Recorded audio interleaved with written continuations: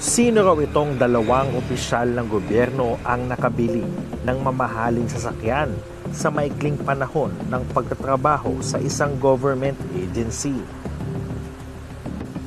Ayon sa nakalap ni Mang Teban, nagkakahalaga raw ng 5 milyong piso ang binili ng dalawang government official na parehong nagtatrabaho sa isang ahensya. Hindi naman kambal ang dalawa pero parehong brand ng sasakyan ang kanilang natipuhan. Parehong mahangin daw ang dalawa kaya hindi nakakapagtaka na bumili ng mamahaling sasakyan para makapagyabang sa kanilang mga kaibigan at syempre sa mga matitipuhang chicks. Kayo mga kaabante, anong masasabi niyo dito? Comment down below. Para sa Abante, ako po si Jigo Postolero.